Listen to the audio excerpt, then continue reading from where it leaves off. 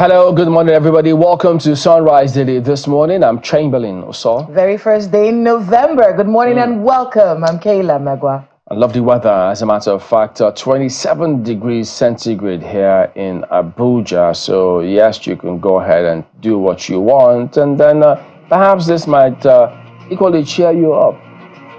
If this doesn't, I don't know what will.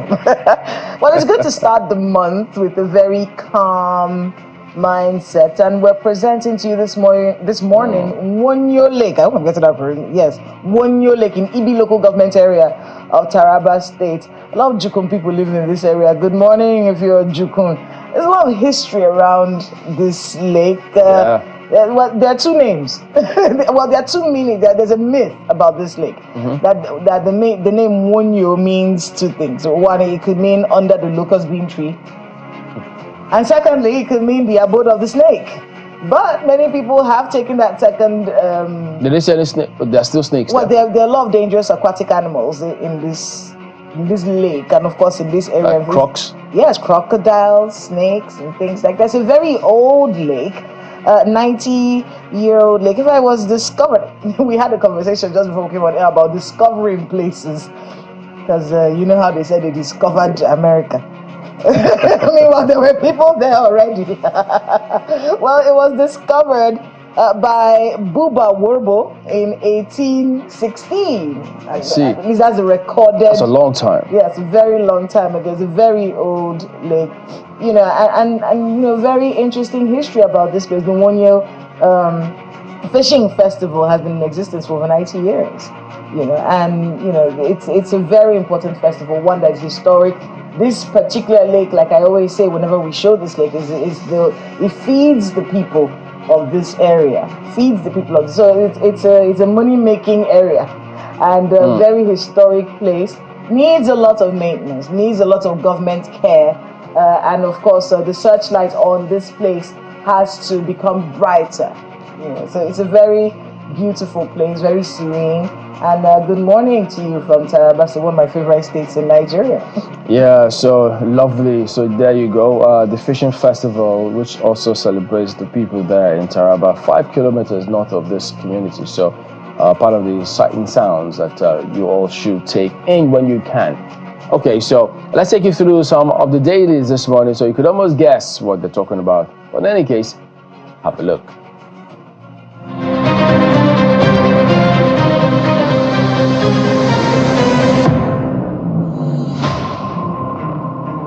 Here are some of the papers we've got for you this morning.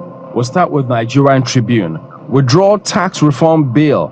NEC tells Tinubu. Proposed reform will correct VAT distribution inequalities. It's not against the North. Presidency clarifies. The Daily Times also focuses on the same subject matter as their lead story. To allow for broader consultation, NEC advises withdrawal of tax reform bill. That's how the Daily Times reports here this morning. Nigerian News Direct, NEC pushes for withdrawal of tax reform bill, electricity decentralization. That definitely will sound like music to the ears for a lot of people. But have a look at how Leadership Friday reports today. Amid outcry, presidency defends tax bills. Says reforms designed for national efficiency, insists North won't be disadvantaged. Withdraw bills now, NEC tells Tinubu.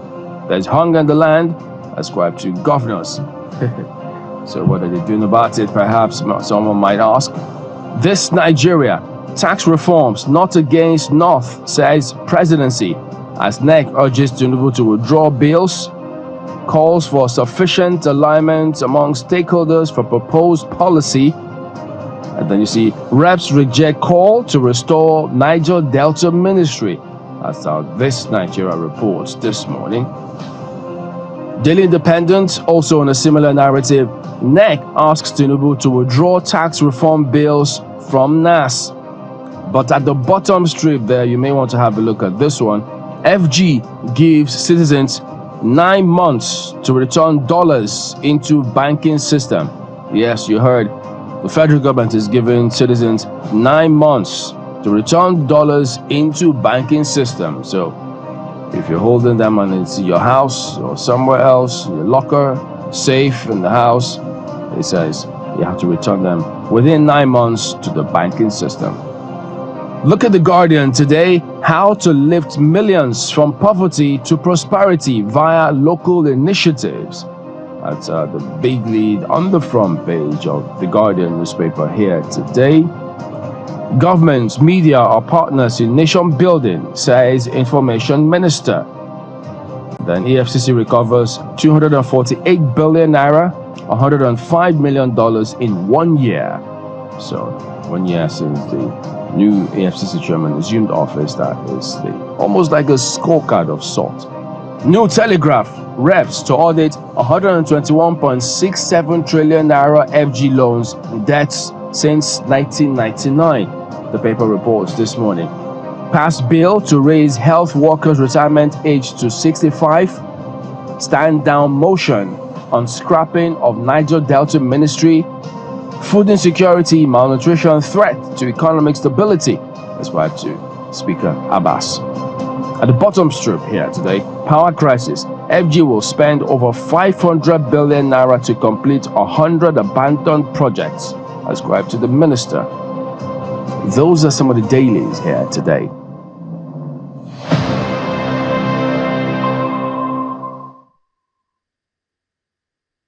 Well, quite a number of things going on in the papers this morning, and a lot to talk about. You know, we have quite a lot of conversations today, but I'm just going to talk about this big story on the Guardian newspaper, more on it from pages 4 and 5 of the Guardian newspaper, and it's talking about how to lift millions from poverty to prosperity via local initiatives.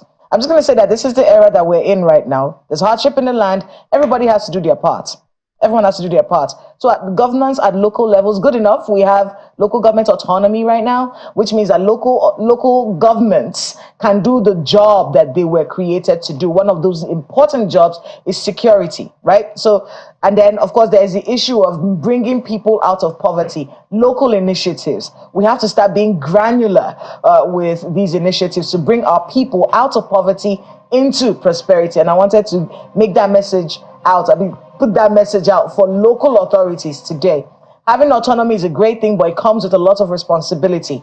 And we at the local levels, people at local levels, have to start engaging with the governance at local levels to ensure that they do just that, bringing us out of poverty into prosperity. That's a thought for this one. We can get more on that story. It's the big story, 4 and 5 of the Guardian newspaper this morning. Yeah, so we're going to try and connect the dots in terms of development, taxation, which is part of the narrative that the FG says that they are driving or aiming to achieve. So all of that back and forth about this tax bill, whatever disagreements they've got, we will bring to you in just a moment. So, but we'll give you a little bit of a background to this, so just have a look.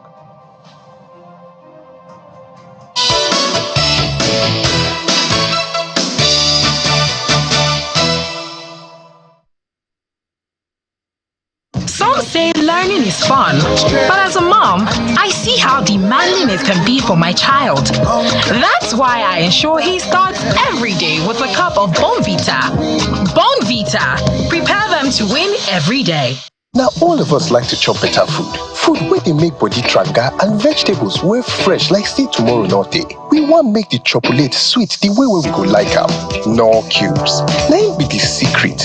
Then make them with correct ingredients like chicken, parsley, garlic, plenty iron corn full and palm to make your chocolate palm bra for you. Come the sweet well. Now it be the cocoa. Make we carry salute, throw away give no. Change your world by changing waiting day your plate. Are you a young Nigerian secondary school student with big ideas? Well, it's time to make your voice heard in the UBA Foundation's National Essay Competition 2024. This year, we're challenging you to write an essay on a crucial topic, the impact of carbon emission on climate change in Nigeria. Discuss the challenges and proffer solutions. Amazing prizes await. The grand prize winner will receive a 7,500,000 naira educational grant to study at any any African university. To enter, simply write a 750-word essay. Ensure it's handwritten. Scan and submit it along with your birth certificate or any national ID or international passport by November 8, 2024. For more information, visit our website at www.ubagroup.com/UBA-foundation. Get started today and be part of the National Essay Competition 2024. Struggling with high inflation and the challenge of profitable growth? Elevate your leadership with Texan UK's program, Strategic Leadership Redefined, Thriving in the Digital Disruptive Era. Join world-class experts Rodria Laline, John Peters, and Paul Griffith, who would leverage Texan's tested and proven methodology from November 25th to 28th, 2024 at the Hilton Garden Inn, Oxfordshire, UK. This dynamic executive development program empowers senior executives to successfully inspire digital innovation, make smarter decisions, and lead with agility. Seize this opportunity to gain a competitive edge, navigate uncertainty, and drive success. Limited spaces. Apply now at texan.co.uk or call +44 7425 883 791. Lead boldly, thrive confidently, and redefine your organization's future. Texan, insights that inspire, actions that change the world.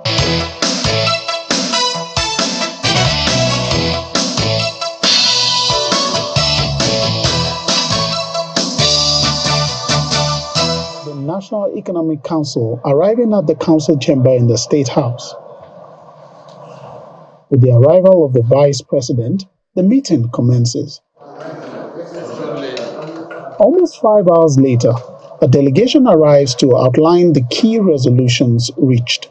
Council therefore recommend the need to withdraw the bill currently before the National Assembly on tax reforms so that we can have wider consultations and also build consensus. NEC also emphasized the need for increased collaboration between state and federal agencies in response to the national emergency caused by flooding. To date, there are about 34 states have been affected, 217 local governments, 1,374,557 persons already affected, and 740,743 were displaced nationwide, 321 persons dead, and 2,854 injured. About 201,000 houses affected, and 258,000 cultivated farmlands also destroyed. The Minister of Finance briefed on interventions being taken to address the high cost of living in the country. These direct transfers to the people on the social register that has been put together by all levels of government and is being verified.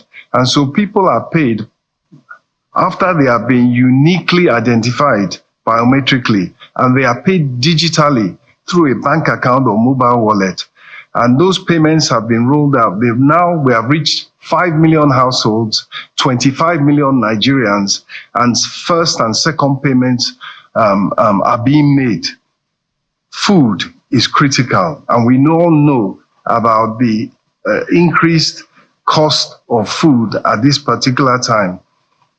And it's a question of affordability and availability, and it's all about supply.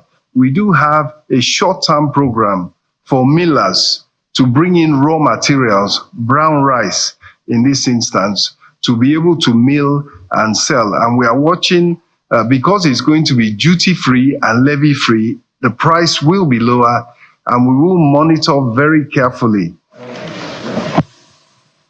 State governors were encouraged to enroll in a program that is being supported by the World Bank and geared towards providing infrastructure and services to internally displaced persons and host communities across the country. From the Presidential Villa, Lanre Lasisi, Channels Television News.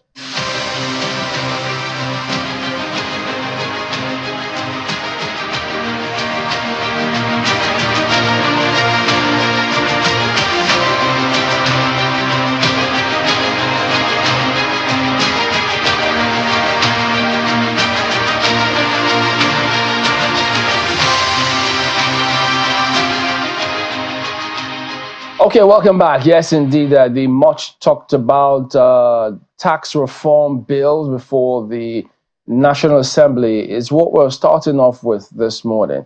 We're joined by Dr. Sam Ohabonwa, who is the President, African Economic Summit Group. He joins us virtually. Good morning, sir. Thank you for joining us on the program today. Thank you, Chamberlain. Thank you. Good morning, Nigerians. Okay, so there's been a lot of back and forth about this proposed tax bills, which before the National Assembly.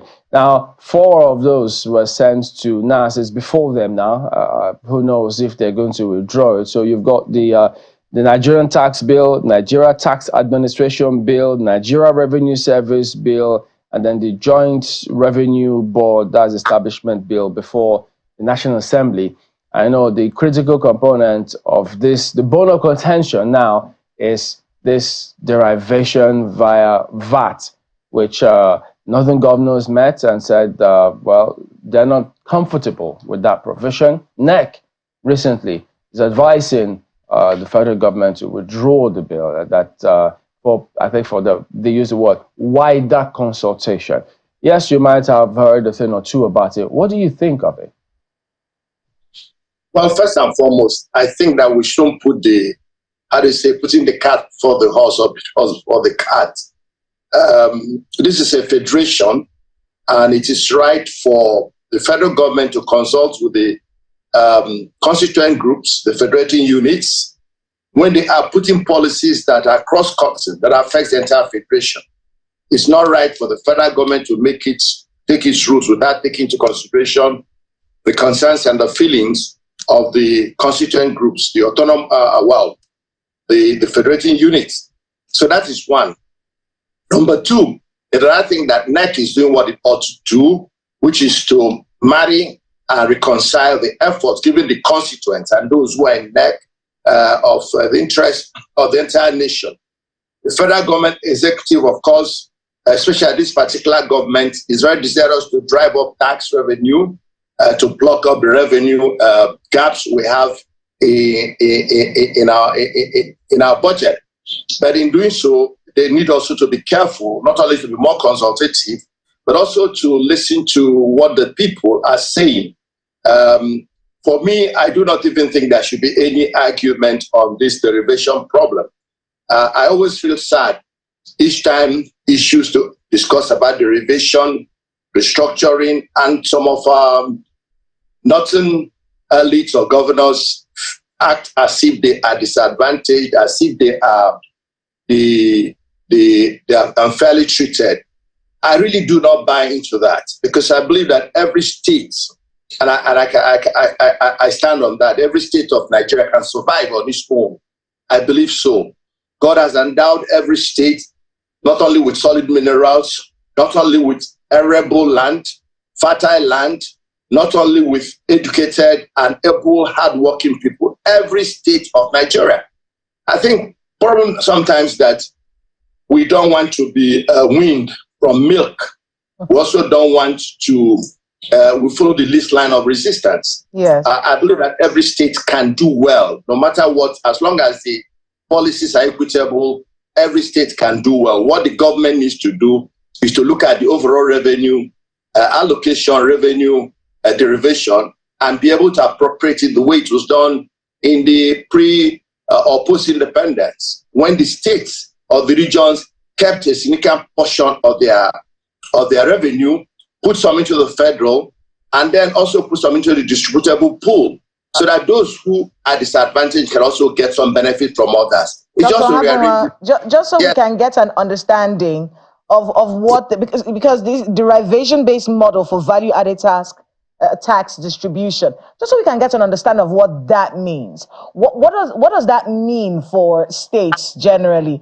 And in the explanation of what that means, maybe we can be able to see where the northern governors may be having some issues. And now it's not just the northern governors, by the way, the entire National Economic Council. They are saying that this should be withdrawn. Just walk us through what this derivation-based model for value-added tax distribution means. It talks nothing but simple equity, justice, and fair play. To whom much is given, much is given. The more you invest, the more you reap. The less you invest, the less you reap. These are natural laws. They are laws of investment. They are laws of nature. If you are deriving more VAT from your region, from your state, you should get more. It shouldn't be equally shared, because that is a disincentive. Anywhere you share things equally, you encourage laziness. You encourage laying back and taking advantage. So I think the law of derivation, the principle is that if you give more, you get more.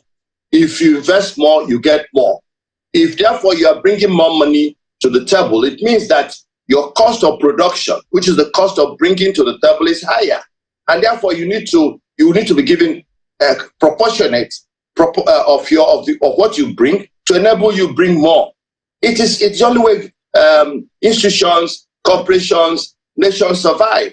Treat everybody well, fairly, equitable, justice. I think that's what it's all about. You don't rob Paul to pay Peter. Monkey cannot walk and baboon will eat. Those principles are the things I think this law seeks to protect in principle. And I don't see why anybody should have problem, because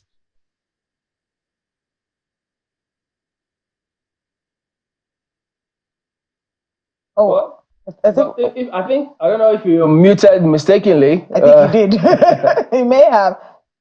Can you check if you're muted? I think maybe unmute a bit before you continue. It's a lot better. Yes. Oh no. Now? Are you hearing me? Yes, we can hear you. Okay, so let's do a follow-up before let's do a follow-up on that. So with many states, one of their fears may be, at least one thing I've heard when it has to do with, at least with banks, really, is that a lot of the headquarters are not where people are consuming from is not where the headquarters are, and people will pay taxes from those headquarters. And in that case, states where these things are not located, they will be a bit disadvantaged. And then of course there's the fact that really, when we look at the states in Nigeria, while we push for governors to be able to, create more jobs, increase their internally generated revenue, using the resources in their states, many of these states believe that no, it's not evenly distributed. There are people who are more advantaged than we are. And in many cases, if you're saying that I can only get based on what I give, then you're basically putting me in the back foot. What do you make of that assertion? Well, are you hearing me now? Yes. Okay, first and foremost, the issue of federation also makes allowance for the less privileged. It is natural, take care of your neighbor. That is why I said that in the revenue formula that was implemented in the regions, it was you get 50% derivation from what you produce. You give 25% for the federal government to run the common services like defense, like foreign relations and all that. Then you give 25% of what we call a distributable pool. From this distributable pool, every region, every state will get a benefit. So you are making allowance for those who are disadvantaged, but also making sure that you do not reward those who are not doing well and punish those who are doing well. That's the only thing that motivates performance in the world, is that people are rewarded for hard work. And I think we should all come clean on this, whether you're southeast or not. I state and I stand that every state, before you came in this country, was doing better than many regions for a long time, with their cotton, with their granules, with their height and skin. And the East was doing well with their palm oil products, the West cocoa and timber and all that. So these things are still being sought out in the international markets. Secondly, we can put value into them and export them as value added. We need to challenge ourselves to be more productive. I would suggest that even oil money should be securitized like it's done in the Nordic countries. We should put them into an investment pool and only use the dividends to fund development. We have a lot of internal capacity that is not being actually harnessed, because we see the least line of resistance, which is oil and all that. So I think that if these policies can help us take a look back on overall revenue generation and motivation for production, so that we can be compelled and motivated to do more. That is what I think. The other issue, if you let me land on that, on where the banks are located or not, that is not a problem. The banks work with technology. They can disaggregate what comes from where. If the tax office mandates, the entire revenue tax has the resources to see what comes from each state, so it can be disaggregated. So no, we are taxing production or consumption. This is a consumption tax. I think one of the fears that we've heard from some economists, talking about this tax reform, increasing VAT collection avenues in the states, really, for many people, especially those who talk finances, they feel like, look, if you're increasing VAT collection, avenues, because of this reform, you might be in some way increasing inflation. The cost of food may go up, and then we may see a broadening of the poverty gap. What do you make of those fears that we're hearing from some economists? Well, the truth of the matter is that it's a two-edged sword. This government is raising tax. In itself is not a bad thing. Actually, in this tax bill, who should be complaining?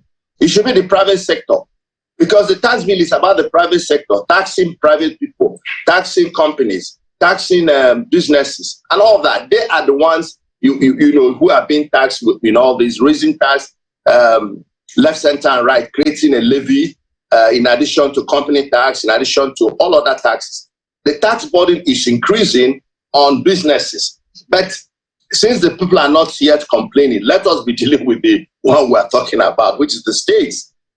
Certainly, tax can, if you tax production, to be a disincentive for producing more. So our tax should be focused on consumption, which is why VAT is not terribly a bad one, because you're only taxing consumption. However, it has a disincentive because it increases the cost to the consumer.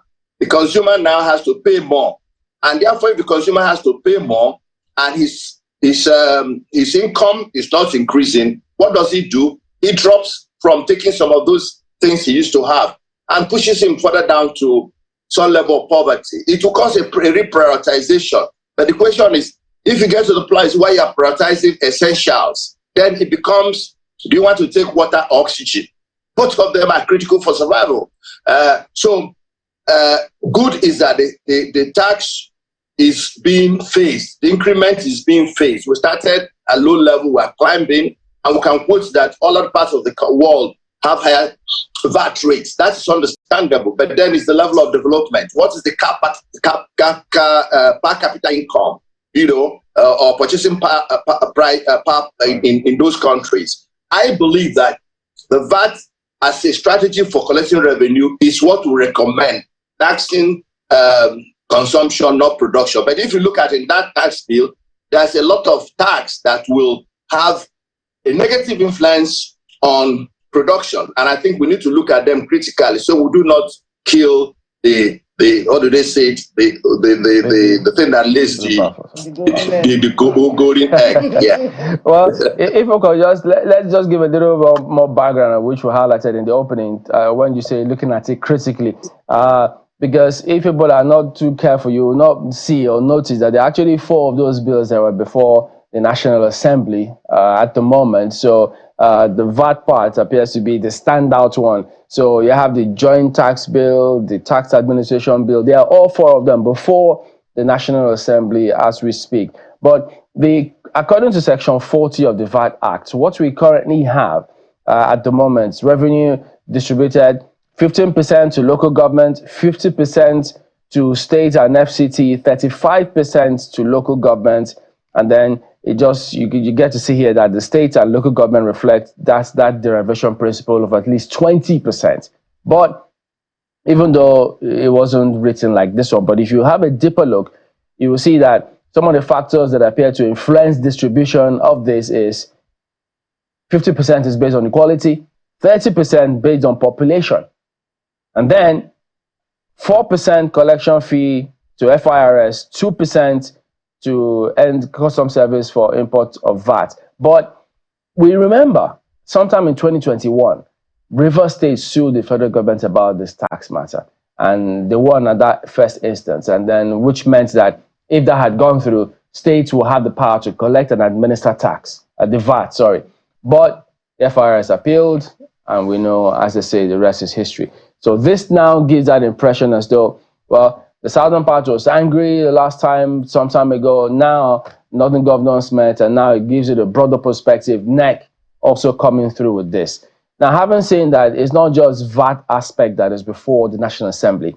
What would you tell those governors now who say, well, we'll draw this for wider consultation? Because this has been going on for a long time. It was submitted to the National Assembly a while ago. So why didn't come up with this at that point in time? You know, many don't know. So what would you tell them? Look, because something needs to happen so that this can be reformed and then the country functions better. Because if you ask them, okay, how long will this wider consultation be? Nobody knows. So what will your message be to them?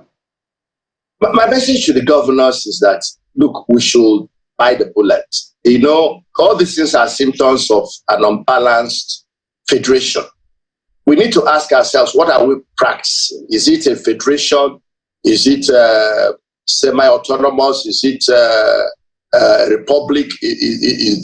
What kind of system do we want? If it is federation, we need to restructure every part of it. And the major thing is to give greater power, greater independence to the federating units, so that power resources are not concentrated in the federal government as they are. All these stresses and stressors are coming from that imbalance, which happened when the military, unilaterally, streamlined everybody to act as if we were in one command and control organization. I think that the governors, and I think this particular government has a predisposition to restructuring and to reformatting, so that we can give more powers to the regions or the states, whatever we prefer to be the federating units. My advice is that they should come clean. Let's stop protecting undue advantages. Let's stop fighting, bringing everybody to be treated fairly and equitably. Many of us, all the states ought to have grown after many years. They ought to have developed capacity to eat strong meat instead of still depending on milk. So I don't want any state to act as if it cannot rise up to its demand of its people. But at the same time, the federal government should not take away everything and give the booms to the states or the local government. So this is the crux of the matter. The National Assembly should work with the NEC and the states and bring out a formula that first places the federation on a sound balance, a sound system, a sound level that each the constituent groups can operate.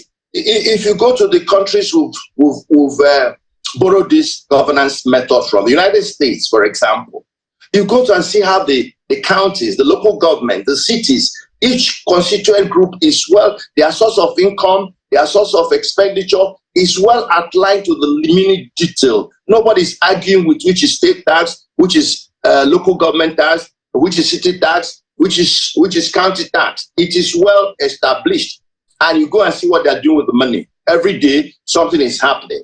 The day government begins to use our money very well, people will be more willing to pay the tax, and they live the way they want the rest of us to live. These are the issues, and both at the state and the federal level. So my advice is, let's sit down around the table and put things in a manner and take away prejudices, take away seeking privileges or entitlement, and look at issues and say, what is best for this country? How do we operate as a federation and live in peace with each other, making sure that our citizens are encouraged to be more productive and reap the benefits of that productivity instead of depending on oil, depending on some windfall from somewhere. This is not sustainable. All right, we know you got a tight schedule, so we'll have to anchor at this point. Dr. Sam Ohabuwa, President, African Economic Summit Group, thank you for your time this morning. Thank you. God bless you. All right, so there you go. We don't know how much time they will take for this wider consultation, which they tell us. So, but ticks as the clock. You know what they always say. But we will be back in a moment. Don't go away.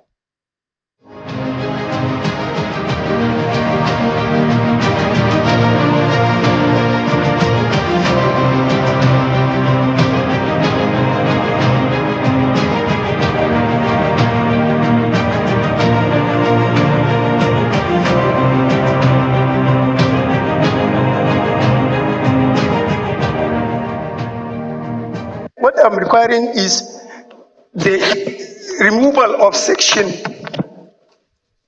the removal of personal in section 24 of the Constitution, section 262, section 277, and section 288, so that other relevant laws like the the commercial law, Islamic commercial law, the Islamic company law, the Islamic international law can have a place in the Constitution. Okay, so that's a background because I remember that bill that was moved on the floor of the House of Representatives about the expansion of certain provisions of the Islamic laws. And then there was a lot of uproar in different parts of the country as well, many not understanding what is going on here. And then, who knows, Mr. Kunle allow me, then his narratives, what he has spoken about some time ago, many trying to see if they could connect the dots. But let's listen to this one before we come back to him. If a fish is going to get spoiled, it's going to start getting spoiled from the head. The DSS will not do anything except the Commander-in-Chief's body language shows that this is the direction I want to go. That is where the problem is. The DSS has tremendous information. By the time 2023 is here and somebody take over and wants to undo some of this evil that I've seen in this country, you'll be surprised names that the DSS will bring out. They have the information. There's nothing I'm going to say here that they don't have. The defense headquarters have the solution for the kinetic aspect. They do. I'm not going to come here to advise them. I work with them and they're still there. The chief of naval staff was in the intelligence with me.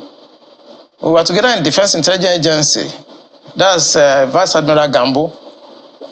I know these people are good. They know what to do. It's not that they have problems.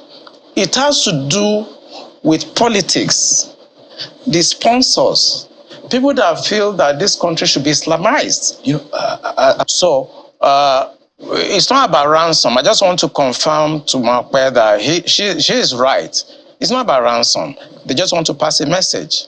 We can come in. We can do what we need to do. And there are some hardliners in this government that are sponsoring this kind of narratives.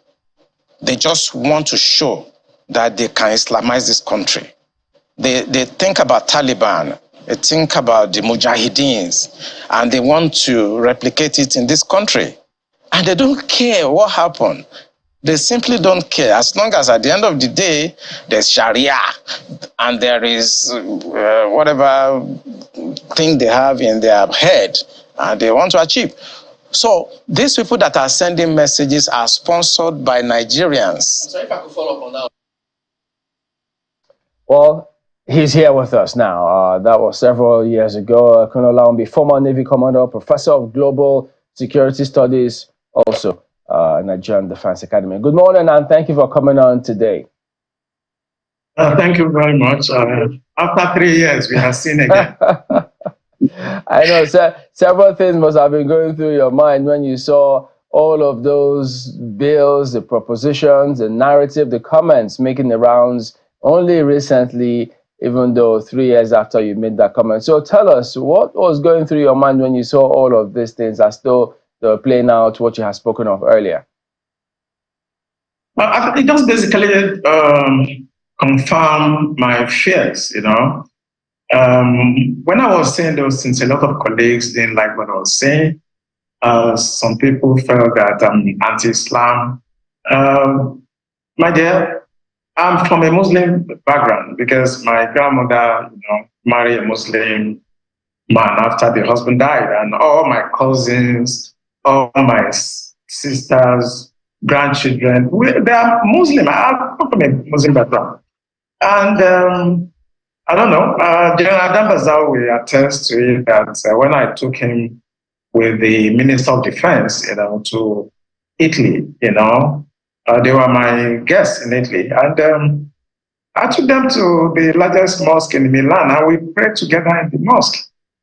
And I think I will tell you, I took him to Alaska Mosque in Israel to pray. And I have nothing against Israel. But you see, we are talking about identity and governance in this country. Identity and governance. It is so discouraging to know that at this century, we are still at this level of religious understanding. We are still at this level where I would say most of the things that we call religion, either Christianity, Islam, are basically some historical books that were plagiarized by most of the religions. I don't want to be specific now. These are ancient historical books that were plagiarized, and people decided to use them to either enslave you or take over your land and so on. And I'm really discouraged because at this level, Nigerians are so uneducated when it comes to religion. That the Arabs, the British, the Romans, they use religion actually to capture your state, to enslave you. Look at most of the religions, I don't want to be specific, they all practice slavery and also. So for us to be at this point where we're supposed to be talking about the hunger that is pervasive in Nigeria today, the inflation rate, the poverty, we are basically sitting in the hollow chamber, and what we can discuss is that they want to remove personal from something, and that's what they are going there to do. When people are dying, people are committing suicide, families are collapsing, and they will sit down there and start talking about removing personal so that they can basically Islamize the country finally, because once you remove that personal, technically now Nigeria is Islamized. All right, Ms. I want to be able to get the understanding of that, because the sections that were the places that they were looking for amendments to, sections 24, 262, 277, and 288. And what I'm seeing here, Ali Musao, at the time when he suggested these changes in the 1999 Constitution, removing the word personal whenever it is mentioned from the section, allowing Islamic law to stand on its own. Explain to me the correlation between that and Islamizing the country, just so we can understand where you're coming from on this debate. Yeah, where I'm coming from is very simple. We may think it's semantic, but it is not. Personal just talk about issue of marriage, things that are personal, maybe inheritance, maybe divorce, But if you look at the antecedents, Sanfala started this by introducing something that is taking care of criminal laws. Okay? So now they want to extend it. Instead of them to actually discuss the 1999 Constitution, it is a fraud already. That Constitution is a fraud. Now what you are doing now, you want to start, advancing the interest of those religious groups to actually now confirm that Nigeria is an Islamic state. And let me tell you something that people don't know. This thing was caused by the British. Between 1900 and 1960, they knew that they cannot govern the North except they allowed them to practice their religion, and they were using their religious leader to basically govern them. It is called indirect rule. Immediately after independence, 1960, the British knew that they shouldn't have forged these two people together. They know. But because they want to achieve the divide and rule and to be able to conquer and take our resources and steal whatever they want to steal over the years, They merged these two people together. They could not govern the North and South under one religious or administration. They know. So they now give independent and march you people to work together. That was why the 1960 coup started. That was how the Civil War started. Now, 86, Babangida came with the OIC stuff, tried to Islamize us. It didn't work. In 2000, when 1999-2000, when Obasanjo came, he permitted them to start practicing Sharia. Today now, they want to consolidate it. Once you remove that person, all of us, whether you are Hausa, Igbo, Yoruba, Jukun, Christian, traditional, you are now under the law, the Islamic law, because they put it in the constitution. In fact, listening to the member that was representing Ahoda East, Abu Anodua Federal Constituency, River State, I want to get his words. He said personal matters that was envisaged, he says, by the people who drafted this constitution. And I want to quote him. The implication is, if the word personal is removed, Islamic law would have broader implications. The word personal was put there for a reason. Let's talk a bit about this whole conversation about Islamizing the country with our population and our dynamics.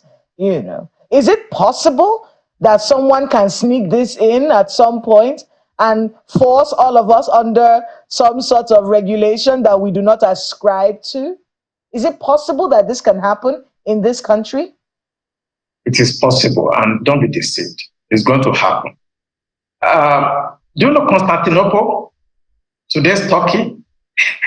They were almost 98% Christian before now. Today, it's an Islamic country.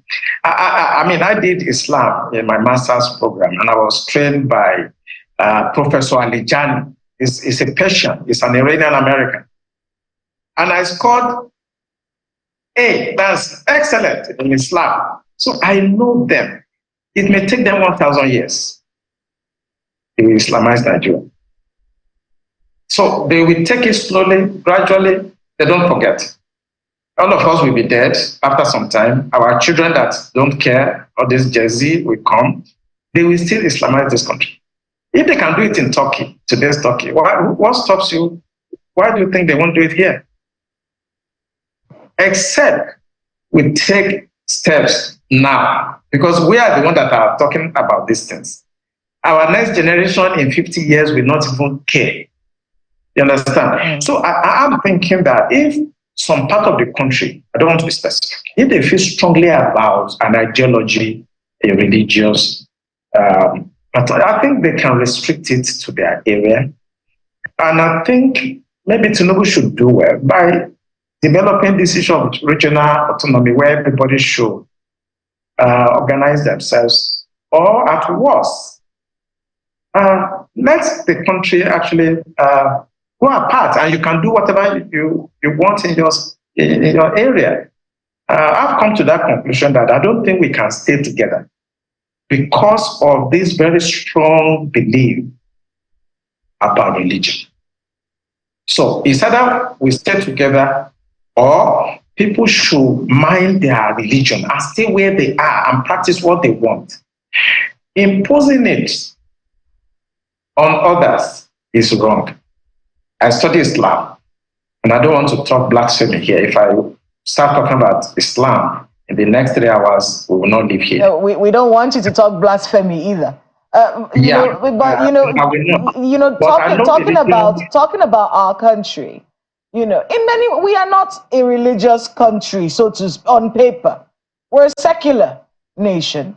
What kinds of conversations should we be having with the Nigerian people, especially the younger generation, about how to ensure that we remain secular, where you can practice your religion in any part of the country that you please without imposing your views or belief systems on any other person? What kind of conversations should we be having, and what should our lawmakers be thinking at the back of their minds? At least they've made the first step, which is dropping this bill and ensuring that it doesn't go through. But in subsequent conversations that you said will inevitably come up. What should we be doing as a people to ensure this doesn't happen? I'm going to be extreme. For me, if you look at Sudan, you have now North Sudan, South Sudan. I think we should have Northern Nigeria and Southern. Then they can practice whatever they want. There's no dialogue because they will not stop. I've told you it may take 1,000 years. They will still do it. But if you let everybody go their way, maybe you have enough, they remain there, and you have the sovereignty down south, then you can do what you want. But if you remain and you think you can talk to your Jersey and people that don't care about anything, it will happen. It took hundreds of years before Turkey, Constantinople, Istanbul was converted completely today. And if you look at history will tell you that you cannot assuage these people. Who owns those banks?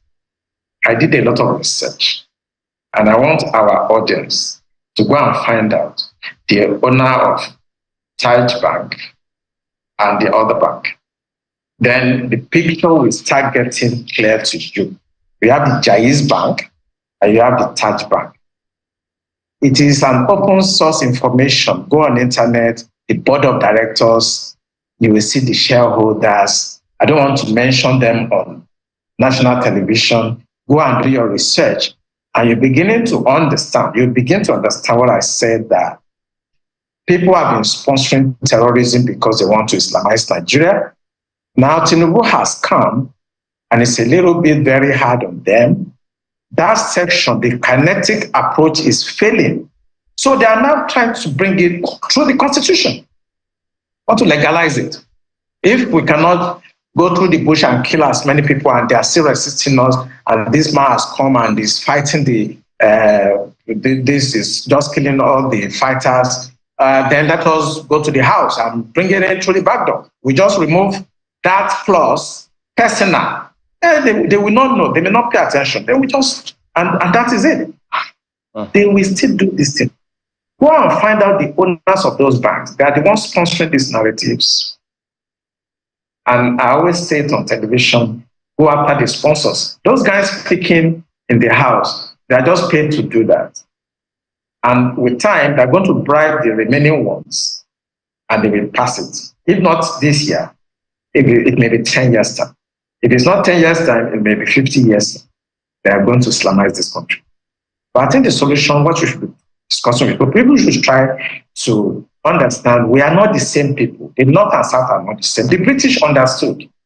That's what they are doing indirect, and they deliberately merge us so that we can continue to fight like this, and they can continue to take our resources away. Speaking about the British, there are several theories out there in terms of all of this Chatham House moves and why our leaders always go to the West before elections. Do you think that the influence of the British about this particular matter and more is significant? Has it waned? Is it still growing? What should be done about it? No, what the British did is just like what the Belgians, the other, like the French, is the same method of giving you independence, but they know that you are not independent. Why do you go to Chatham House? Igboho recently wanted to talk about Yoruba nation. I saw him in Britain trying to give them letter. Why do we do that? It's because they have very strong influence. Don't be deceived. British are very subtle. They're not like the French people. They're not like the Russians. Okay, they're not like the Chinese. Very subtle, very clever. They are the one that is making this happen because it benefits them. You can't be Nigerian president if you don't get the blessing of the British. What is their benefit, though? I mean, the British benefit? Yeah. It's economy. There's no other thing. It's just to be able to take your resources. Look at Sanfara. Look at all your gold and things that are mining every day. It's not going to the CBN coffers. It's going to individuals and the British and the Arabs also that are actually orchestrating some of this Islamic thing you are seeing. Jaiz Bank, this one bank. They are external. They are sponsoring these narratives, and they are benefiting by taking your resources away because they have some foolish Nigerians that they can use to help them to cut away your uranium, your gold, your silver, and so on. That's why all the time we never get leadership right. They are the one. And I don't want to talk too much, including the United States. You cannot be president in Nigeria if they don't actually give you their blessing, including France now. France is very strong. They have very strong influence on us now. How it happened, I don't really know along the line, but the French seems to be competing. So wait, how are we dealing with all of this? If France is strong, that they have their influence on us now, what about the US and China? You know, former President Buhari we had a lot of loans from China. So all those countries have influences here. Yeah, but it's a new scramble for Nigeria. No, they are trying to re-strategize. But I tell people, you know, I lecture. I'm a lecturer, and I said that, you know, governance is not a rocket science. You know, you need three indices. You know, the first one, you need somebody with an intellect. Okay, the second one, you need.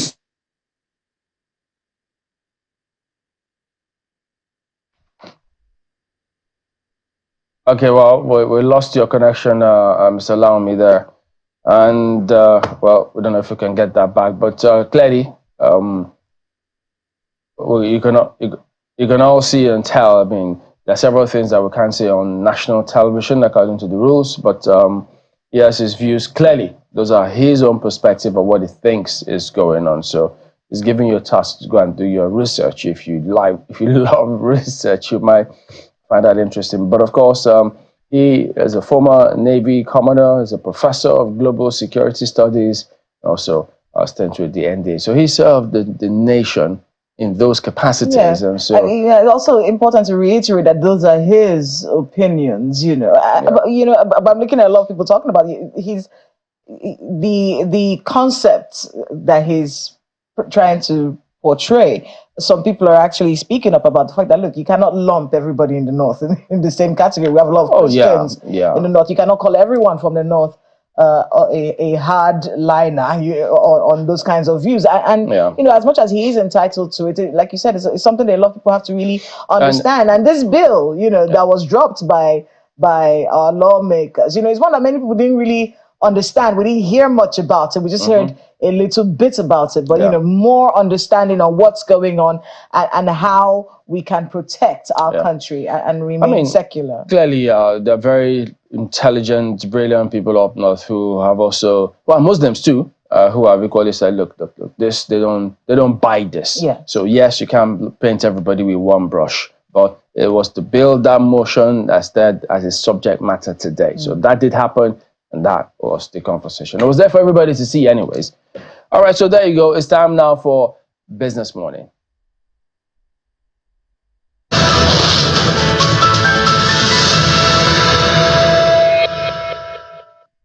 Thank you so much, Kayla and Chamberlain Ryder. Good morning, everyone. Welcome to Business Morning on Sunrise Daily. It's time to do 30 minutes of business before we head back to the Sunrise Daily studio.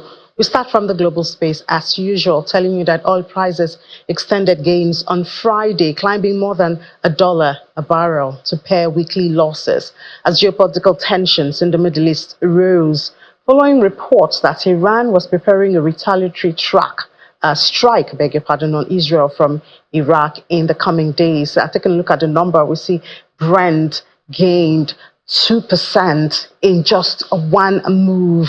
That's about $1.41 if we have that right there to the price of $74.22 a barrel. And then WTI gained even more than that, 2.1% to settle at $70.72 a barrel. And it's on the back of that news, Israeli intelligence suggesting that Iran is preparing to attack Israel from Iraqi territory in the coming days, possibly before the election, the U.S. presidential election, November 5. And oil prices also took support from expectations that OPEC Plus could delay December's planned increase to oil production by a month or more.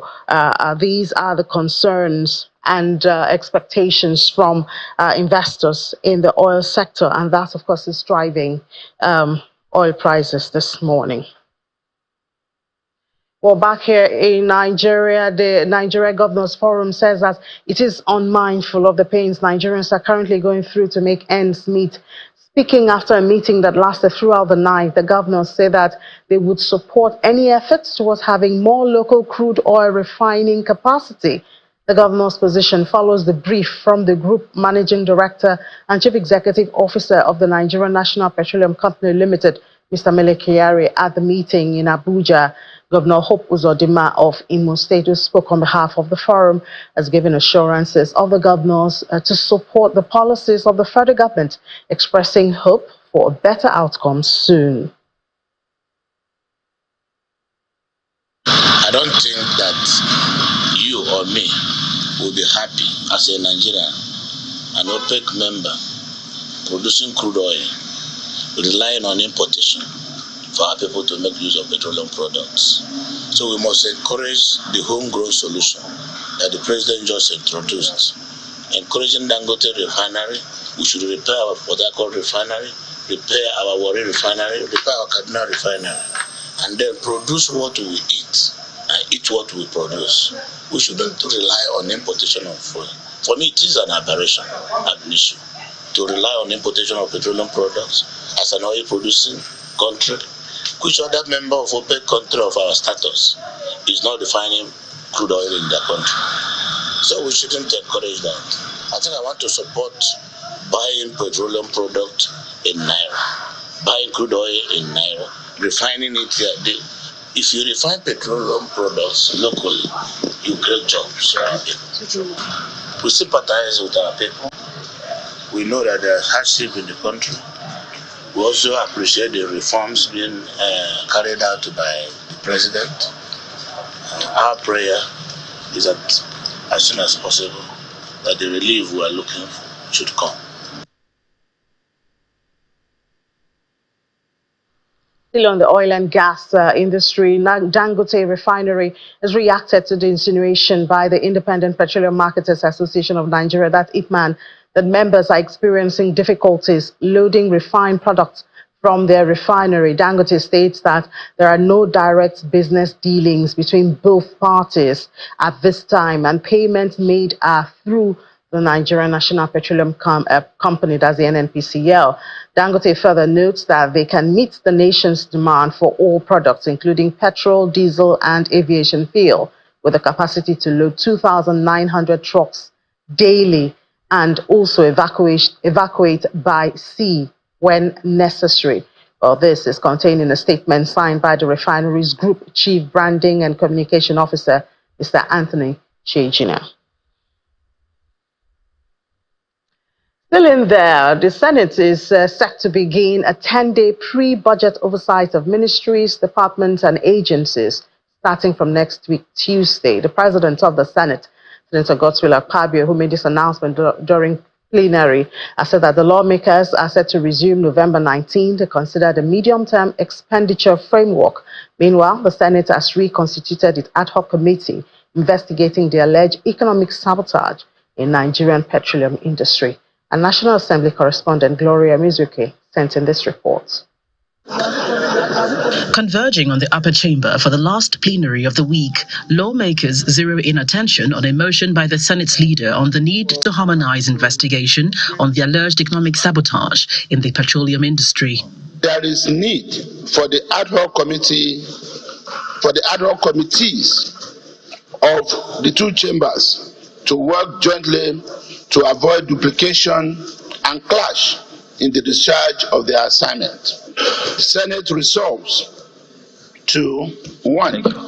Recapture the title of the ad hoc committee to National Assembly Joint Ad hoc Committee to investigate alleged economic sabotage in the Nigerian petroleum industry.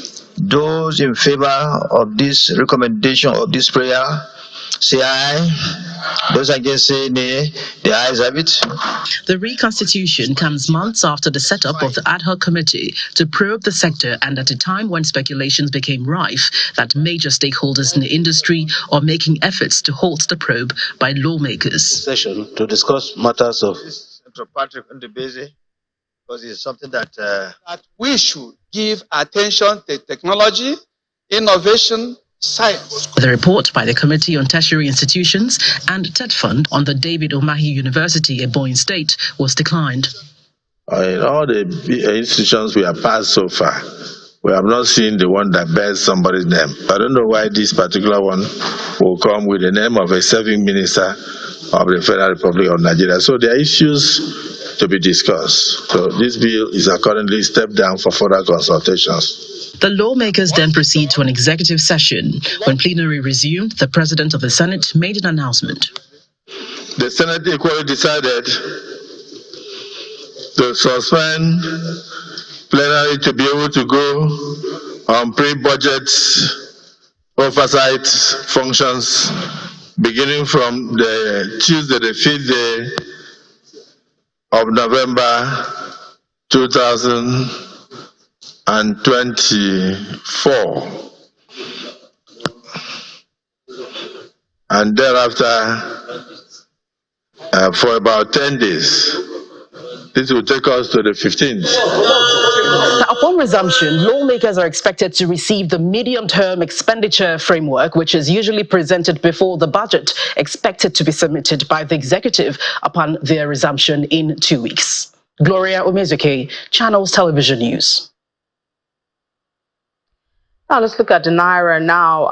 We saw mixed sentiments at the different markets of the currency, trading in the currency yesterday. For NAFEX, we saw an appreciation of 4 Naira 87 kobo, where it settled at 1,656 Naira 97 kobo. That's because of the previous day's intervention from CBN. And then remember that the World Bank had talked about this intervention of CBN, which seems not to be, well, not so certain. We don't know when to expect it or when not. The World Bank had spoken against this. We hope that we can get a calendar when to expect intervention from the central bank into the currency market or not. And also looking at the other market, that's the NFM, which is the more realistic market. When you talk of the official, we saw that the Naira depreciated, lost 44 Naira 32 kobo to close at 1,675 Naira 49 kobo. Opened at 1,631 Naira 17 kobo, so lost almost 3% at the close of trade yesterday. I mean, it seems the Naira has been hovering around 1,006, 1,007 since last week. Not an encouraging one, because we're hoping at least to stay around 1,005. Not that that's so comforting, but I mean, that's, a level to look at. But we've lost that 1,005 now for about 2 weeks. We're settling around 1,006 and 1,007 in spite of intervention from the federal government, that's the Central Bank of Nigeria. Well, I guess that's why the federal government has unveiled a new policy that is set to permit Nigerians who currently hold dollar outside the formal banking system to bring those funds into the financial system. The Minister of Finance and Coordinating Minister of the Economy, Mr. Wale Edun, who made this known at the National Economic Council meeting chaired by the Vice President, Kashim Shettima, says that such individuals have 9 months grace to comply with the directive without attracting legal liability or financial penalties. He explains that the new initiative aims to address the rising cost of commodities influenced by foreign exchange rates and driven by demand and supply dynamics. He clarifies that under this program, individuals can bring in US dollars in cash without facing penalties, taxes, or scrutiny, provided that the funds are not linked to criminal or illicit activities. Meanwhile, the funds in the excess crude account as at yesterday stood at over $473,000, while the stabilization account was at over 36 billion naira. The governor of Kwara State, Abdurrahman Abdulrazak, disclosed this after that National Economic Council meeting at the presidential villa in Abuja. He said that this is part of a presentation by the Minister of Finance, Mr. Wale Edun, to the council. Excess crude account, $473,754.57. The natural resources account, 26 billion 105,837,627 naira 67 kobo. Stabilization account 36,299,452,763 naira 32 kobo. Things are really looking up indeed.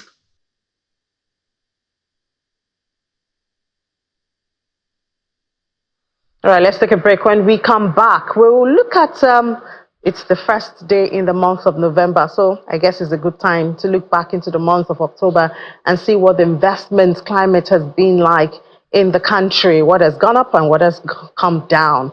We'll have that conversation after this break. Stay with us.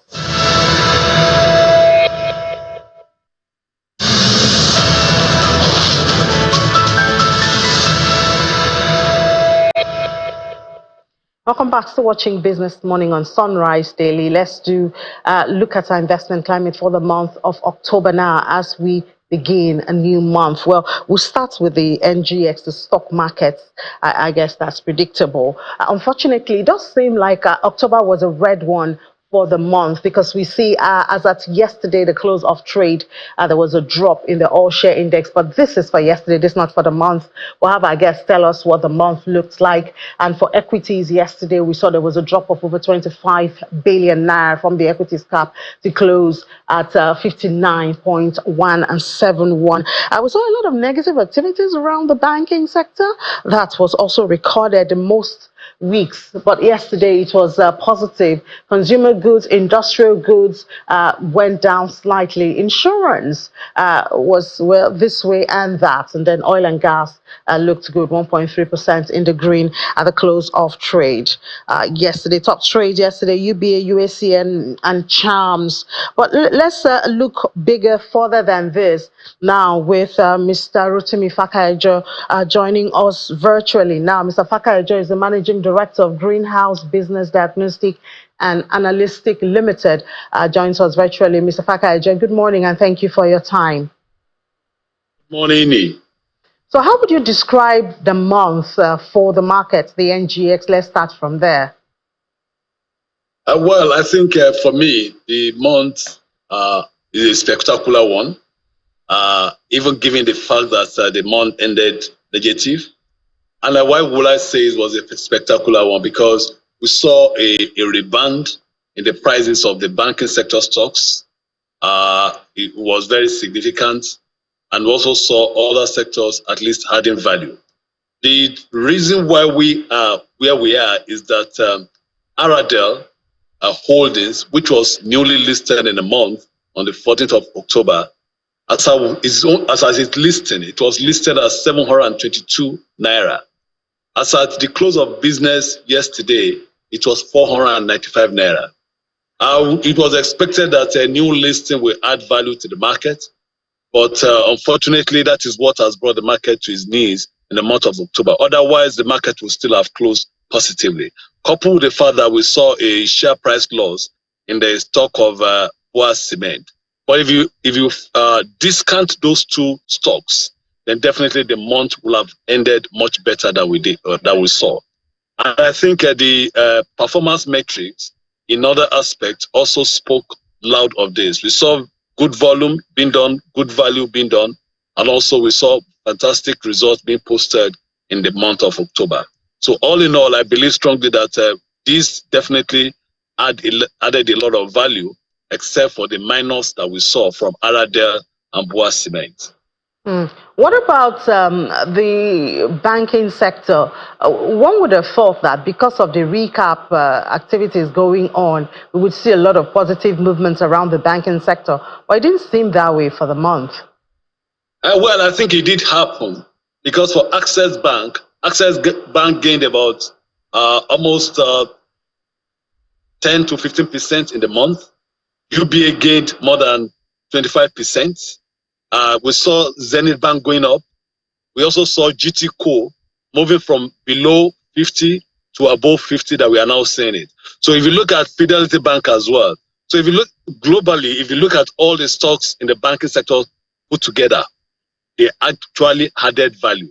And this also is coming out of the fact that the dividend that they paid out, the interim dividend, a lot of investors are very much impressed with those figures. And that is the reason why we are seeing this. So banking sector stocks actually added value to the market in the month of October rather than brought it down. Like I said earlier, it was just basically the share price of Boa Cement and Aradel that actually brought down the markets and made it negative. Let's look at outside the stock market now, other activities in that sector when we talk about, our banking, our investment environment. We did see, of course, our FDI, but that's the figure we have now is for the second quarter. We saw a drop in our FDI. Talking about foreign participation in the NGX and outside the NGX, obviously, FDI is outside the NGX. We saw a drop there, a 74.97% drop for the second quarter compared to the year, that's year on year. And then also we saw data from the MBS showing that FDI, of course, there you have it, includes equity and other capital.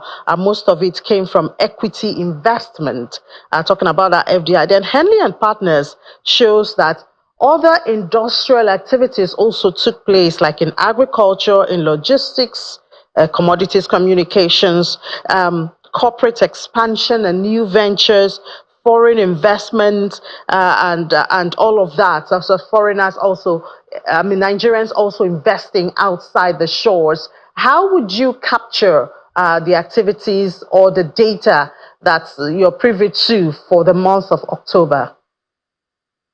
Well, I think for the FDI and the FPI, the lopsided movements of the Naira is still very much of a concern. And the investment climate is not yet clear for most investors that will have actually wanted to come in. We saw a spike in the price of petroleum products, especially PMS, and that also brought in the fear that it might impact negatively on inflation figures. So these are things that actually guided the decisions of investors rather to stay put and watch what comes on from now rather than incur another risk venture again. So I believe strongly that the various capacities with which the federal government is trying to turn around the economy, I believe that things may begin to work better. And one of those things is that the cooperation that between the NNPCL and Dangote refineries, whereby now the Naira-based crude oil is going to start playing out, and we foresee either a stability or a drop in the price of PMS. So if that should happen, then definitely we might see better things coming for us. But for now, I think the investment climate is still very, very cloudy, and no one is actually ready to stake a lot of things. Yeah, and we've seen a lot of intervention from the CBN, talking about the Naira now, the value of the Naira, but it doesn't seem like the Naira performed well in the month of October. Yes, it didn't, because we expected that with the various interventions put in place, that the Naira, at least I will have started seeing a drop in the exchange rate, but it's still maintaining 1640, 1670 up to very present. So the CBN has to look more inward, and they've put in a lot to ensure that the Naira is stable. But I think, to me, there's still some regulatory framework that needs to be enhanced.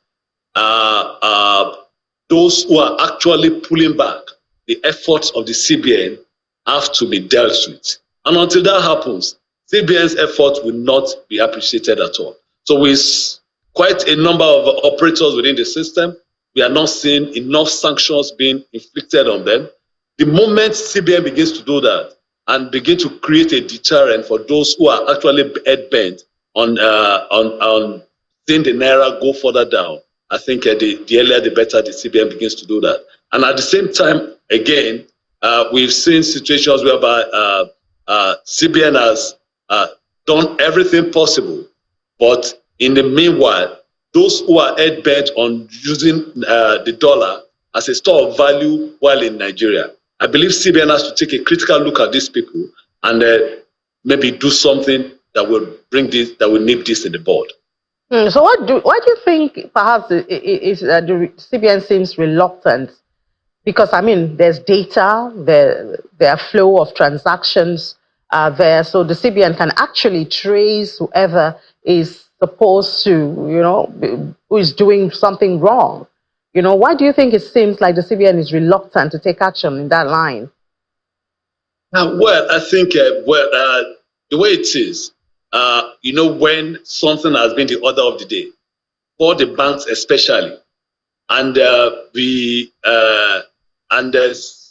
in order not to rock the boat all at the same time, there are several things coming to play presently.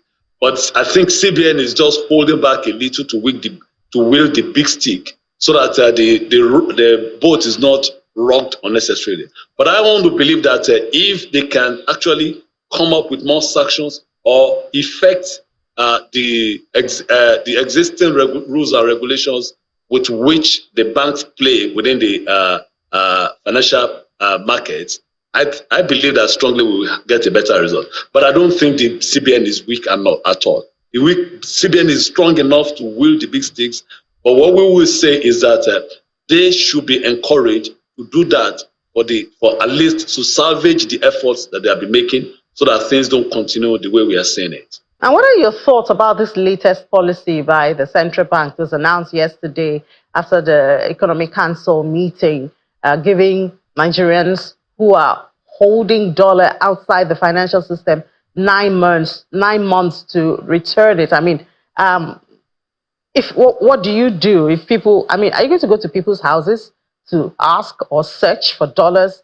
How workable is it? How realistic is it? And so what impacts do we expect at the end of 9 months? Well, I think the CBN can do a lot. Those who are keeping dollars in their homes are afraid of tomorrow. Either their money stolen or they believe that the Naira is going to dip further. I think what may need to happen is that the CBN, with this that they have said, should ensure that there is no dollar-denominated transaction in Nigeria, either in the five-star hotels, in any supermarket, in whatever transaction.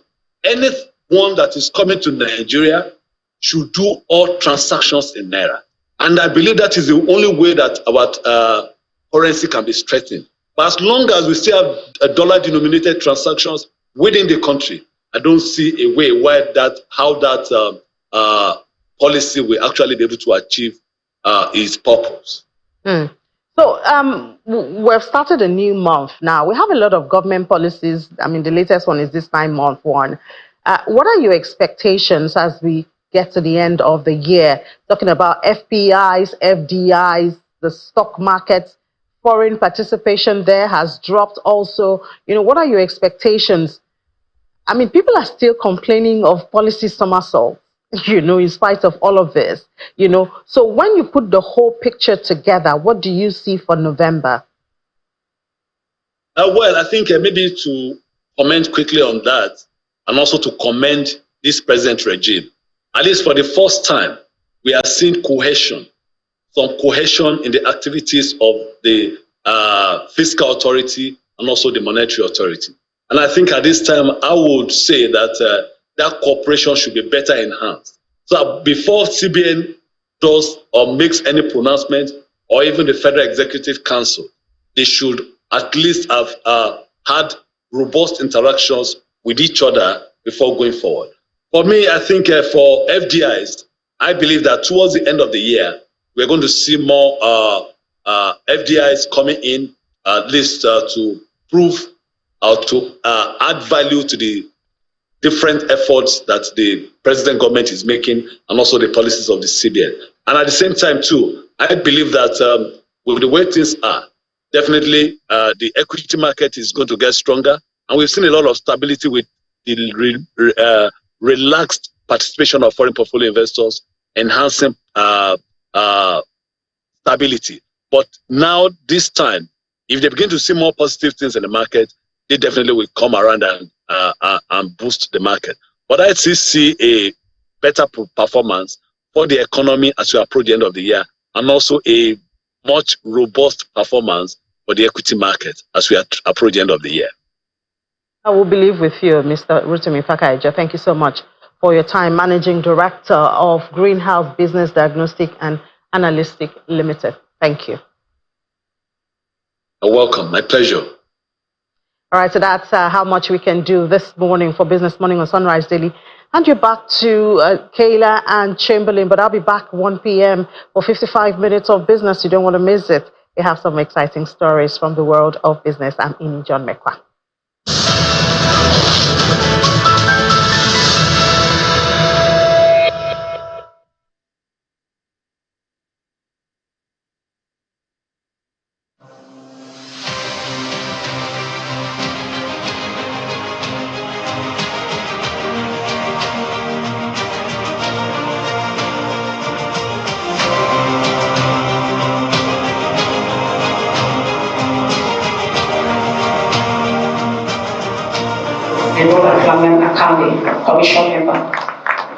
Preparations are in top gear for the conduct of elections for local government chairmen and councillors in the 17 local government areas of Plateau State, scheduled for Wednesday, October the 9th, 2024. Organized by Plateau State Independent. Addressing political party officials, security chiefs, civil society organizations and aspirants on the level of preparedness by the Electoral Commission, Chairman of the State Independent Electoral Commission announced the novel idea of voter verification system, which is similar to bimodal voter verification system. This election will also mark a significant milestone in the history of PLASIC, as we are introducing electronic components for the first time, including a state-of-the-art voter verification software developed exclusively by our ICT team in collaboration with the DG PICTA. This innovation is designed to ensure that only eligible voters can cast their votes, a crucial step towards making sure that the voices of Plateau people are heard and respected. Massive infrastructural investment has been made to cater for the effective deployment of this innovation.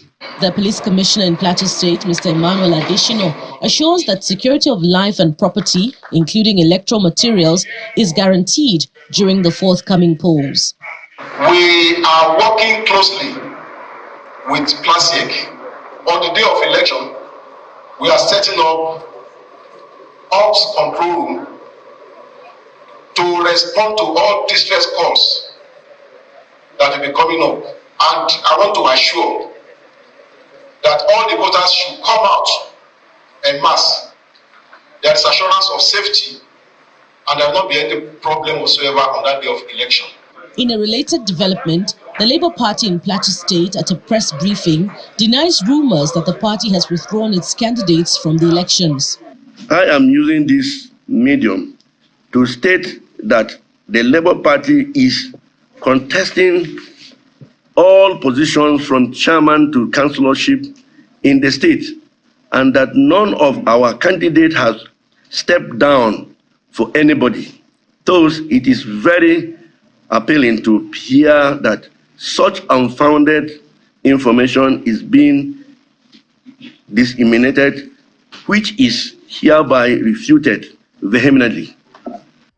The political parties are expected to participate in the local government elections, with 75 candidates contesting for the chairmanship positions, 788 candidates for councillorship positions across the 355 electoral wards in the state.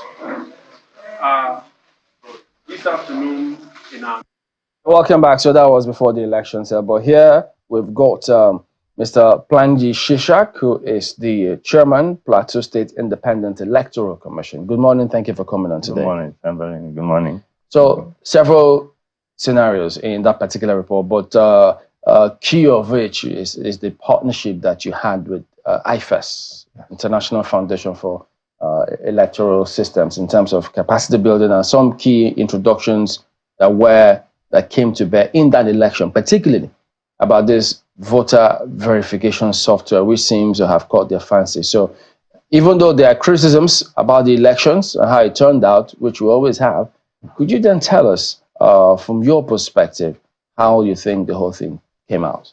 Yeah. Good morning, listeners. When we came 4 months ago, we were faced with critical issues. Issues bordering on the capacity of the staff, the infrastructural deficit, the lack of belief and trust in the commission because of the antecedents of the past. It was a heavy weight on the commission, and we were fortunate to have IFES, International Foundation for Electoral System, to have chosen PLASIC as one of their 6 pilot states to engage. Some of us have been in the electoral system for about 18 years. I have worked with INEC before, and we felt that we need to come and rejig the place and restore confidence. And IFES was on ground to assist us. 2 agendas were very clear to us. One, we needed to conduct the election once the electoral cycle is completed. In 2021, the election was conducted in 9th October 2021. And we felt if it was even a selection or coronation, at least something was done in the image or in the likeness of an election. So we said the electoral cycle ought to have been completed by 9th of October. So we said, let's start from there. And we brought out a timetable of activity with 22 activities, which we religiously followed. IFES was there, and we were able to give us a lot of input in terms of training and capacity building. In our part, going by history of local government elections in Plateau State, particularly 2008 election, where people lost their lives and property, we had to go on research, and we knew that it was an issue of one man, one vote, where that time there was no beavers. People will just write results and come with it. And by the time you come to collation, this one will say, you cannot accept this, you cannot accept that. So we needed something to check accreditation of voters. So we approached INEC, but INEC has a policy on the issue of beavers. And I understand with them because of the confidence in the procedure at the local government elections. We were only given the EVR. And we said, so let us be adventurous. And God help us, we got what is called voter verification system. This is the software that we deployed in order to be able to identify whether the person who is registered is the actual person. So now that's the key part, because we've been trying almost every election cycle to improve our elections. I mean, we all know the last time how INEC promised us you were going to be, I mean, people were of the impression that once you're voting, you know, you will see certain things being tabulated. People look forward to technology because they wanted their vote to count. Now, with this system that you do have, so let's see if this works, if it's something that we can adopt nationally. So talk to us about how that works, because at the end of the day, people always want to be sure, is this rigging proof? How did it work? Okay. The voter verification system is a whole pact that can do what you just said. But for us, within 4 months wasn't enough for us to venture wholeheartedly into that. So we only took a component of that, and that is accreditation, to ensure that the principle of one man, one vote counts.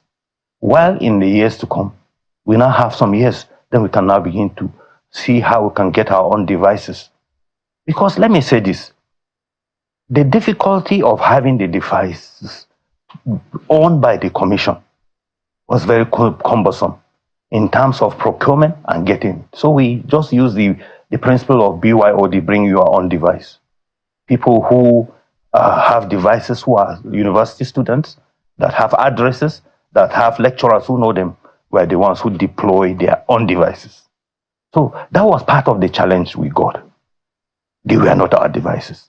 But in terms of the performance of that voter verification system, at the mock election, it gave us almost 100% perfection, because at the remote areas where there were no networks, the software operated even faster. And where there was no network? Where there was no, so what did they rely on? Offline. It just worked offline? It works offline. Offline and online. And so, but when it came to the deployment at the larger scale, we had issues bordering on deployment of the ad hoc staff, where people that were trained at that level, not all of them were able to perform, to apply that. But thank God for the robust law that we had in place, which gave room for us to use technology or to use the manual.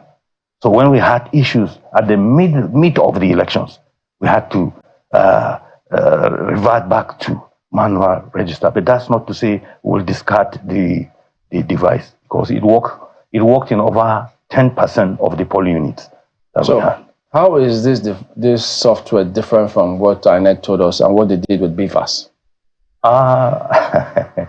It's different because INEC's device, well, they call it bimodal voter accreditation system, and it has 3 components in it. The component of registration, that's the component of accreditation. It also has the component of deploying that. That is what I know about that. But in our own case, like I told you, it is multifaceted. But we chose to use the accreditation because 4 months is not enough for us to deploy that. There is a saying that Hausa people used to say that when you want to cross a stream, you don't enter with 2 legs. You use the first one to ascertain the depth of the river. The most interesting thing to us is that the device actually worked in few places, and we understood one of the major problems that we had were the devices that were used. We could not ascertain the nature or the capacity of those devices. Secondly, the deployment of those people that use them. So give us the picture. What is the capability, the capacity of this device if you deploy it and it's working full, at least maximum capacity? Very well. The device has the capacity to transmit results. Transmit as in transmit like results. Transmit, everybody knows, not the last transmit. Please, do not repair okay. anybody. It has the capacity to transmit results. It has the capacity. In fact, let me even tell you, the EVR that we received, unfortunately, we saw from EVR that we received, we saw multiple registrants still existing, and some of the polling units, and the VVS was able to remove those names. Largely, it has the capacity to transmit, to also do accreditation. That's what we have. I'm listening. I'm listening because we've always talked about the use of technology to improve our electoral processes in Nigeria, and I'm coming up with it's called the voter verification software. Yeah, that's what it's called. Yeah. I mean, coming up with all these technologies, I'm curious as to how INEC received your idea. Oh, yeah, INEC is an independent body. And yes. PLASEC is also an independent body. We collaborate in terms of, because state independent electoral commissions do not register. So we go cap in hand to receive what they have and to deploy that.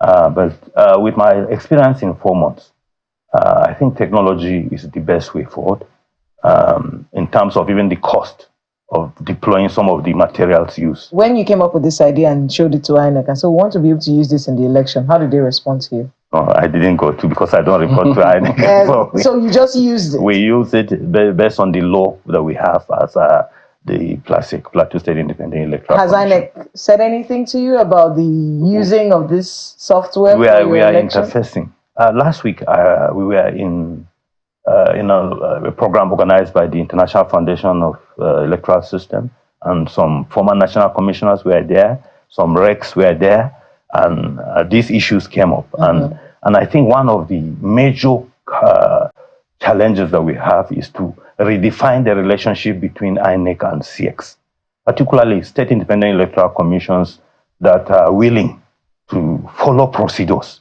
and to ensure that the voters that vote at the grassroots count.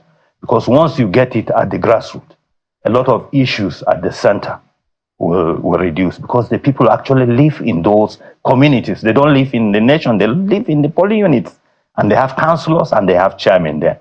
So if we can get it right through the processes, I think a lot will be done. So the collaboration between the INEC and SIX should be strengthened to ensure that you're not answering my question.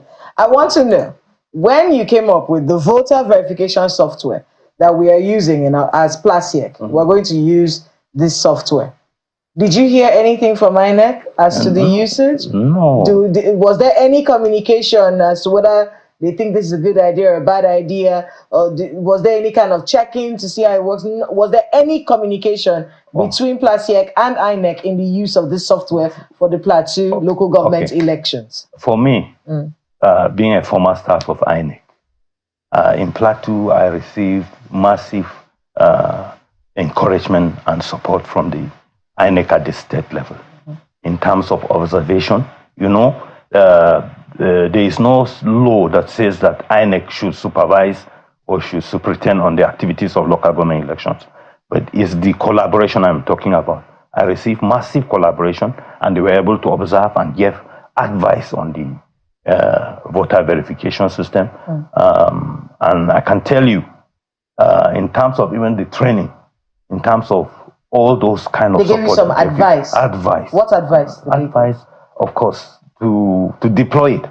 Encourage me on how to ensure that it perform optimally. Well, I think part of the reason is because it's state independent electoral commissions are supposed to be independent. Of the thing. So, and in many parts of the country, we have that conversation as to how independent states. So this is an example of how independent it is in Plateau State. I want to be able to talk to you a little bit about the software, really. Is it corruption proof? Is it not manipulatable? Because those are some of the fears that many people may have. If you're coming up with some software that you're going to be using at grassroots elections, how do we know that it's not manipulatable by political actors at that level? Yeah. With what happened in the election, where only about 10% of the units did the accreditation, it shows that we need to work on it more in terms of its capacity and also in terms of the people who use the machine. It's not a one-off issue. I need you to also appreciate that it's within 4 months that we brought this technology. And part of it is to gain confidence of the people. And I'm happy to tell you that if you saw the stakeholders meeting, all these demonstrations were made before the stakeholder. Critical stakeholders, security, IPAC, Interparty Advisory Council, and elders and leaders of religious groups under the auspices of also PLASES, what we call Plateau Advisory Consultative Committee on Election Security. We're all there from beginning, from even the inception of and the concept of using the voter verification. So it's still a work in progress. I can tell you that already we have started discussing on how we can get cheap devices that are programmed to our own limited within the scope of SIEC. It's an ongoing thing. We will improve. You remember, INEC came with the first time, what do we call it? And it could not work. And then now Bivas came in. It's an ongoing process. And I can assure you that we are confident that with what we have seen, that we will continue to improve on it. Well, when we speak about technology like this, when I was speaking about this too before the elections, there was a lot of enthusiasm. People were really... It will ensure transparency. They were boisterous. Accountability. People were enthused about all of this. But at the end of the day... Chamberlain, I will tell you that for truth, if you look at, when you assess the beavers in terms of the activity by the different components, on the aspect of accreditation, the beavers... No, but what I'm saying is, right, technology is supposed to at least improve the confidence of people in elections, because it's supposed to aid, at least to a very large extent, improve believability, accountability, and ensure people's vote really count. But at the end of the day, what people saw with that election. This was not what they were said was going to happen. So with yours, how, because some of the criticism that we see and hear about the election was with logistics. Yeah. So you can have all these fantastic ideas about accreditation, the process, voting process itself, but late arrival of materials, deployments, their conduct on that day. So how do you, because all of these things could at least poo-poo some of the good works technology may intend to have on the day. Yeah. The electoral process is not a one institutional thing because of the cumbersome nature of the activities. So you need to involve different and critical other segment of the society. For instance, if you are talking about technology, you also look at the people that will be deployed to use the technology. You could have a very good technology and still have people who are incompetent, who are not properly trained, who are not properly deployed to use those. So it's once the two function properly, then you can now see the credibility of the process. But where you see the deployment affecting the technology, it may not necessarily mean that the technology is actually bad, but the deployment. So in terms of logistics also, for us, there were over 21,000 ad hoc staff, not to talk of security. And coming from the background of a state independent electoral commission, you can imagine the massive vehicles you are required to move. We had to engage unions. We had to use some institutions like plateau riders and all those. And once you deploy them, those activity is totally out of your control. You let that go. But one positive thing was that we had a very, very active situation room. And I was telling my friend that between 10 and 12 in the morning, if I tested my BP, it would have been 200 or something. Why? Because of the level of these organizations in terms of logistics. For us, Plastic, we are not saying the processes were very perfect. No. But we are saying at least we can give ourselves pass mark, that we were able to introduce innovation, we are able to manage the situation, we are able to improve the belief in Plastic. You know just very well, if you have the history of Plateau, our people are very responsive. If there were issues bordering on our activity, Plateau State there would have been state of emergency. But for the first time in the history of election in just not local government, not a single incident of conflict. I was telling my friend, Jos Plateau is in such a place that it's a miniature Nigeria. And anything just a small thing can just change the entire place. I was in a community that people will say, no, before you go, carry security people and go. I went there to greet because somebody lost his son, a high-profile Islamic, highly respected man, lost his first son. And I went there in the evening, and you could see the response from that community. It was unbelievable. So it means that if you can build confidence in institutions, if you can follow the process and open the space for media to see what you are doing, not to carry your files in your hands and be hiding things, people will believe you. Is it true that if they appoint you or maybe INEC chair or any electoral person, whoever appoints that person, whoever is the executive that appoints that person, the executive expects that the person must deliver in terms of he must or she must win the elections. So you have to do whatever you can to make sure the person wins. I know. You know what this says? Viper and the tune? It says the tune. Mm-hmm. For us in Plateau, the level of independence we got from the executive and the legislature. And if you know the composition of the legislature completely is a different party from the executive. And the level of independence in the personality of the chief executive is quite different. I can tell you this. It's quite different. Maybe that's the reason why I am even here. Your funding in no way is connected not at all. It has to go to the House of Assembly, which is 100% not his party. Okay. And before it gets to him. And the tremendous relationship we enjoy with the House of Assembly is unbelievable. Because, like I was saying before, if you are appointed in an institution, the onus lies on you to be able to prove, to make people to believe that what you say you are doing by engaging them in all the processes. Just for my curiosity, the funding for creating this software, where did it come from? From the budget of the House of Assembly. So the House of Assembly passed that budget and then sent you your bit as Plasiek, and then you used it for this. And they oversee the activities of the commission.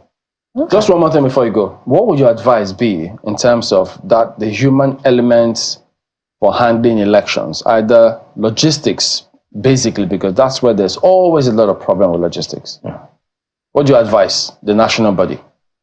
What I will advise is that the level of engagement because of the massive funds used in election, the engagement between National Union of Road Transport Workers should be sustained. But the discussions should start very early. It should start, usually the discussion comes at the later stage. And the union will tell you that they have all the vehicles, they are good vehicles, everything excellent. So by the time you are deploying thousands and hundreds of thousands of vehicles that you are not even sure of the conditions of those vehicles. It will carry material, carry people. Before reaching the destination, the thing breaks down and you are struggling with other issues. All right, Mr. Planji Sishak, Chairman Plasiek, thank you for coming on this morning. Thank you, Chamberlain. Thank you, my sister. I thought you were going for a road walk. I'm a field worker. It's a field worker. I'm a field worker. Okay. Yeah. Thank you for coming on today. Oh, Chamberlain. All right, just a minute before you go. Let's take a look at some messages that's come from you out there. This is from Professor Nahena. He says, the reform focuses on reducing the number of taxes paid by Nigerians.